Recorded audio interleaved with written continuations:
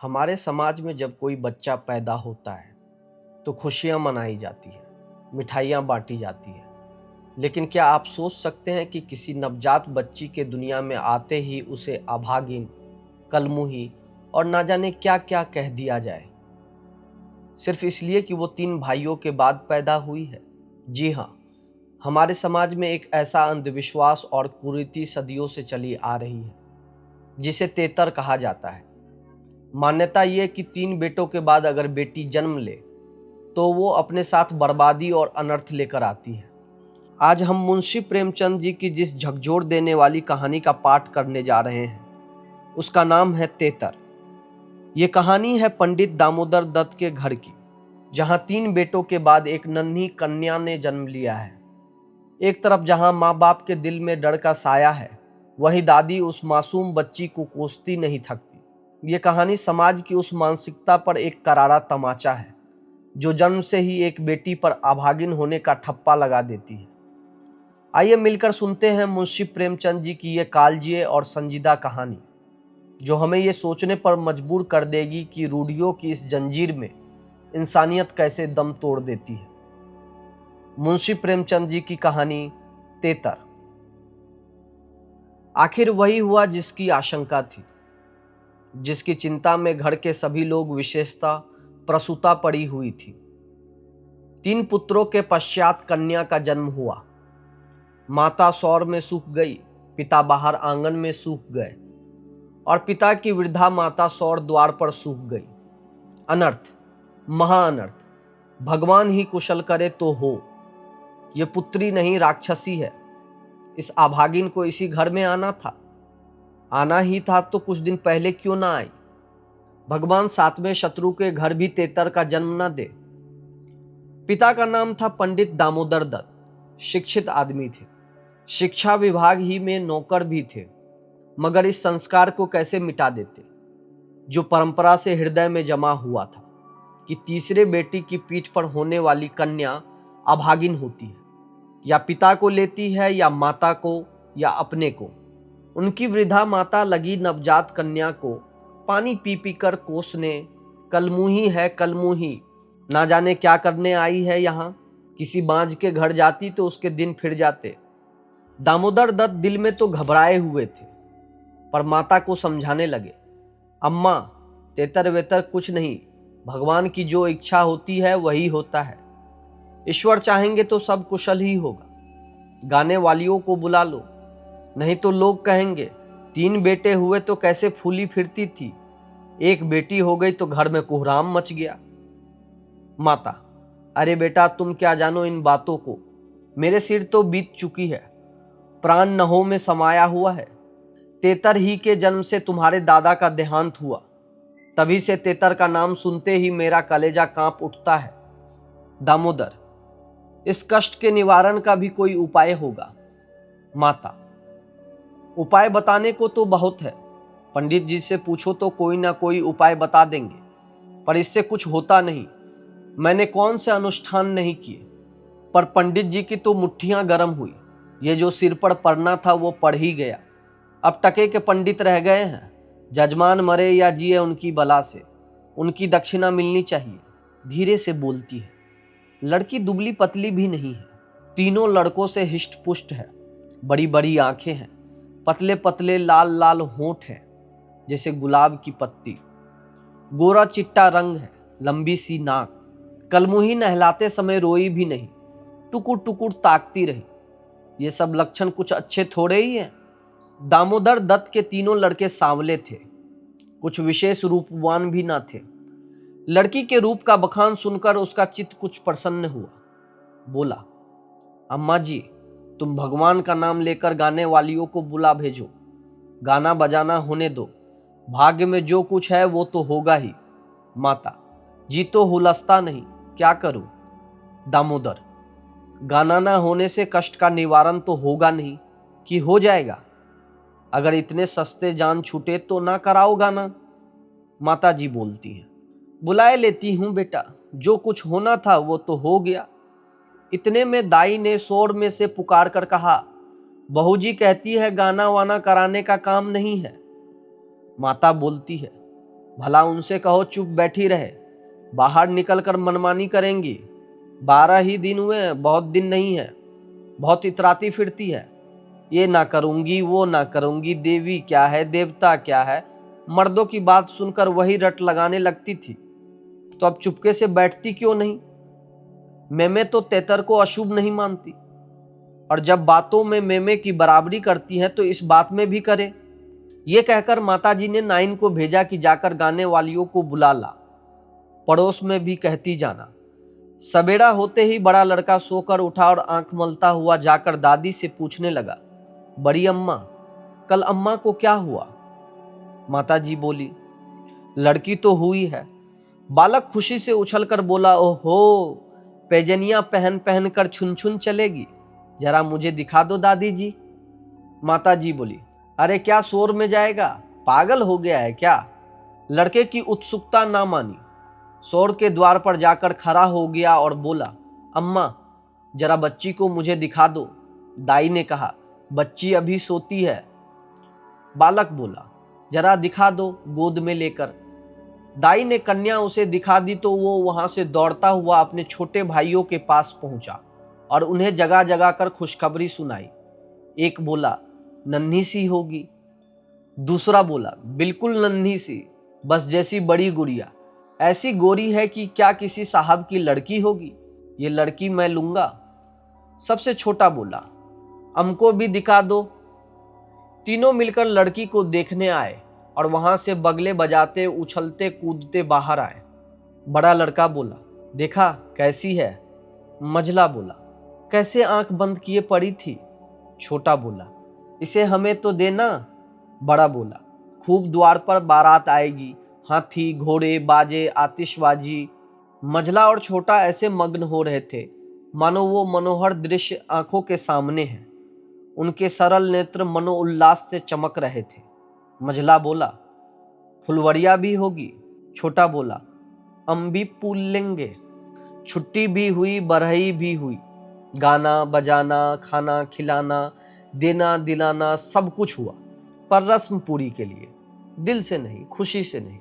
लड़की दिन दिन दुर्बल और अस्वस्थ होती जाती थी। माँ उसे दोनों वक्त अफीम खिला देती और बालिका दिन और रात नशे में बेहोश पड़ी रहती। जरा भी नशा उतरता तो भूख से विकल होकर रोने लगती। माँ कुछ ऊपरी दूध पिलाकर अफीम खिला देती। आश्चर्य की बात तो ये थी कि अब की उसकी छाती में दूध ही नहीं उतरा। यूं भी उसे दूध देर से उतरता था, पर लड़कों के बैर उसे नाना प्रकार के दूध वर्धक औषधियां खिलाई जाती। बार बार शिशु को छाती से लगाया जाता, यहाँ तक कि दूध उतर ही आता था। पर अब की ये योजनाएं ना की गई। फूल सी बच्ची कुम्हलाती जाती थी। माँ तो कभी उसकी ओर ताकती भी ना थी।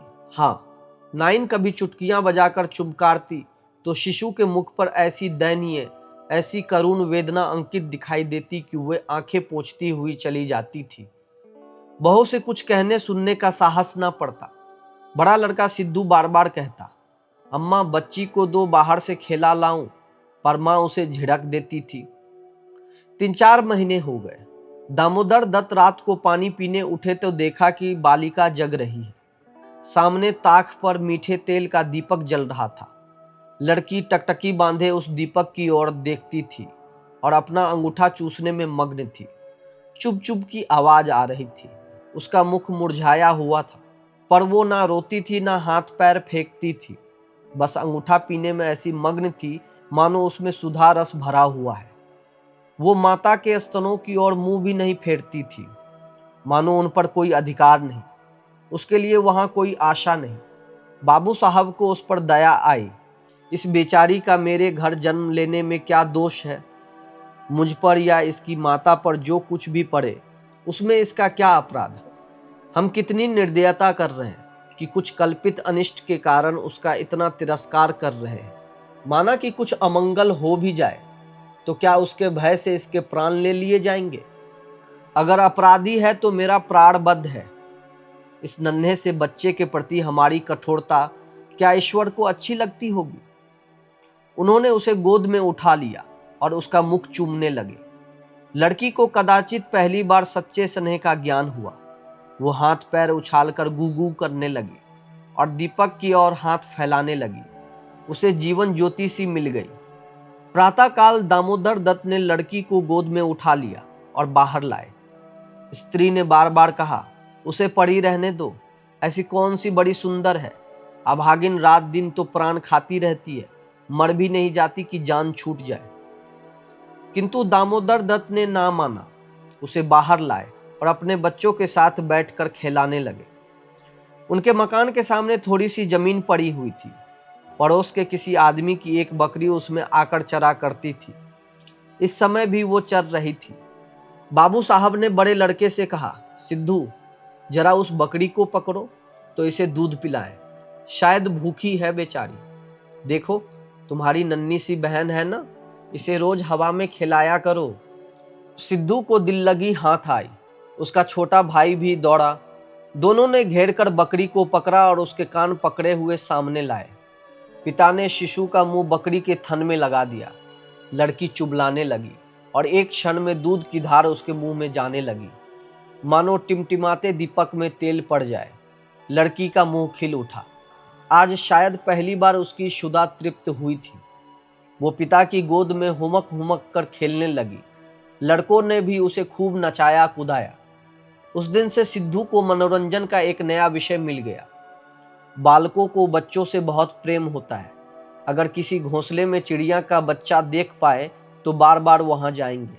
देखेंगे कि माता बच्चे को कैसे दाना चुगाती है, बच्चा कैसे चोंच खोलता है, कैसे दाना लेते समय परों को फड़फड़ा कर चैं चैं करता है। आपस में बड़े गंभीर भाव से उसकी चर्चा करेंगे। अपने अन्य साथियों को ले जाकर उसे दिखाएंगे। सिद्धू ताक में लगा रहता। ज्यों ही माता भोजन बनाने या स्नान करने जाती, तुरंत बच्ची को लेकर आता और बकरी को पकड़कर उसके थन में शिशु का मुंह लगा देता।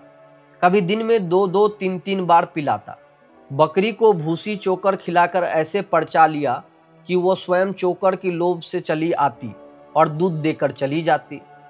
इस भांति कोई 1 महीना गुजर गया। लड़की हिष्ट पुष्ट हो गई, मुख पुरुष के समान विकसित हो गया, आंखें जग उठी।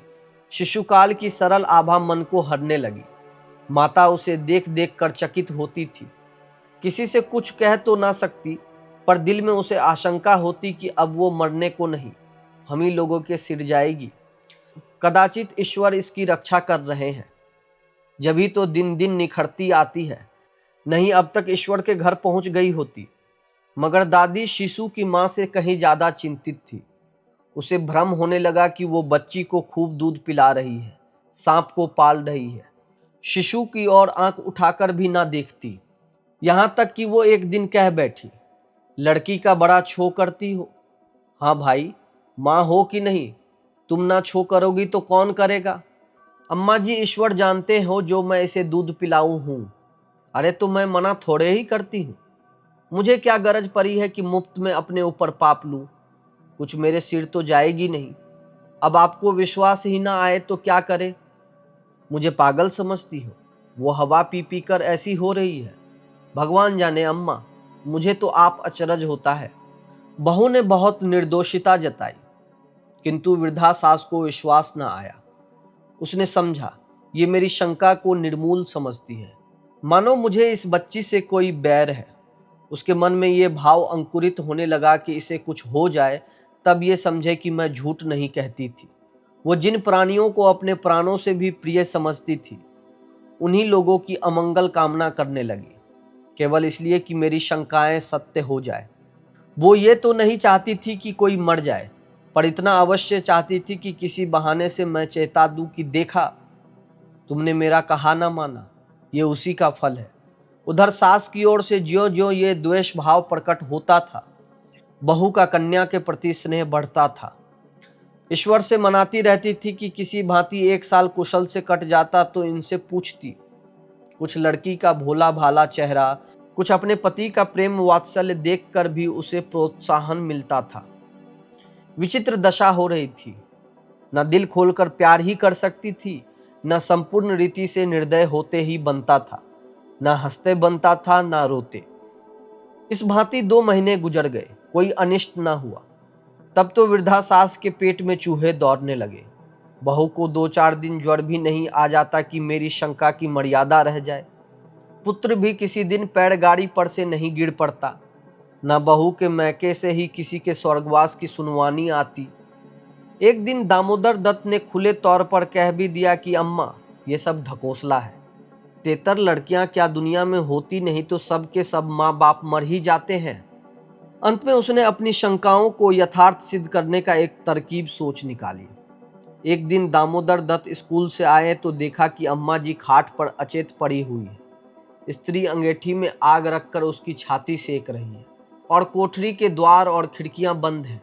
घबरा कर कहा, अम्मा जी क्या दशा है? स्त्री बोलती है, दोपहर से ही कलेजे में एक शूल उठ रहा है, बेचारी बहुत तड़प रही है। दामोदर बोलता है, मैं जाकर डॉक्टर साहब को बुला लाऊं ना? देर करने से शायद रोग बढ़ जाए। अम्मा जी कैसी तबीयत है?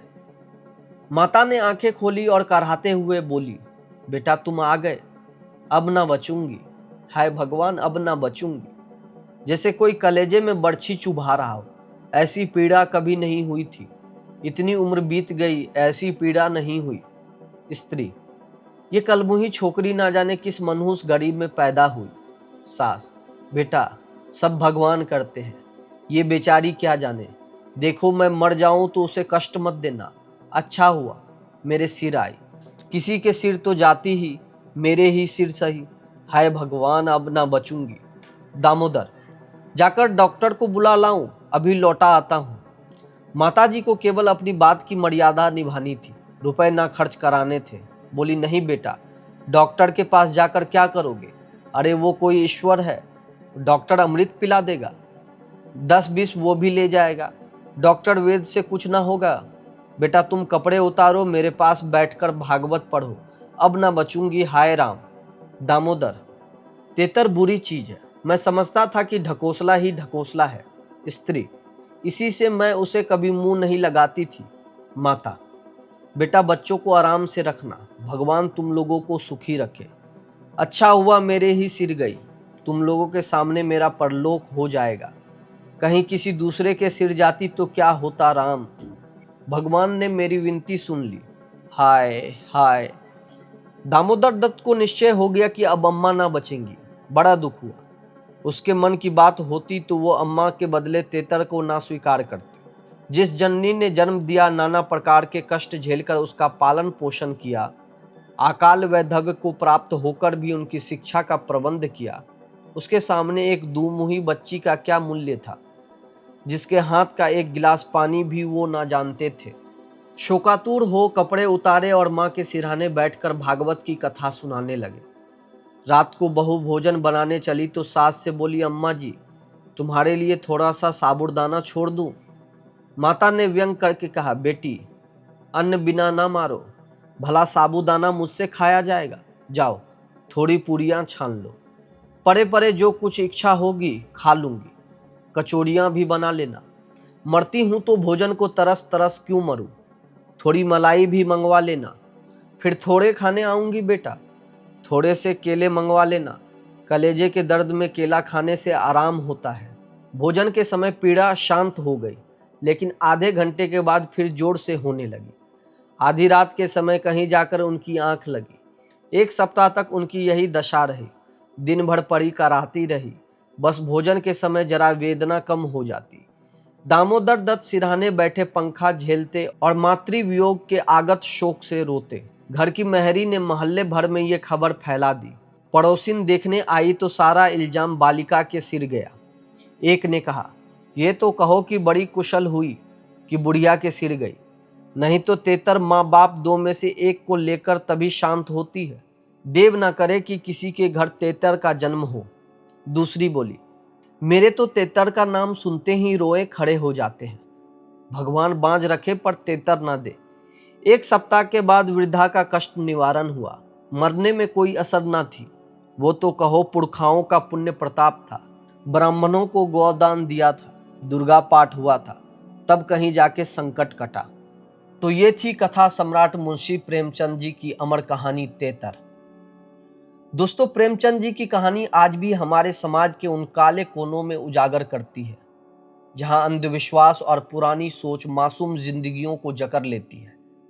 एक नवजात बच्ची को जन्म लेते ही अभागिन मान लेना हमारे समाज की उस सोच को दिखाता है जिसे बदलने की जरूरत आज भी है। आपको मुंशी प्रेमचंद जी की ये कहानी और इसका पाठ कैसा लगा? क्या आपको लगता है कि आज के दौर में भी ऐसी सोच कहीं ना कहीं हमारे समाज में जिंदा है? कमेंट करके अपनी राय मेरे साथ जरूर शेयर कीजिएगा। अगर आपको ये प्रस्तुति पसंद आई हो तो इस एपिसोड को अपने दोस्तों और परिवार के साथ जरूर शेयर करें, ताकि हम सब मिलकर इन सामाजिक रूढ़ियों पर बात कर सकें। साहित्य की ऐसी ही अनमोल कहानियों से जुड़े रहने के लिए चैनल को सब्सक्राइब करना ना भूलें। बहुत जल्द मिलेंगे एक और अमर रचना के साथ।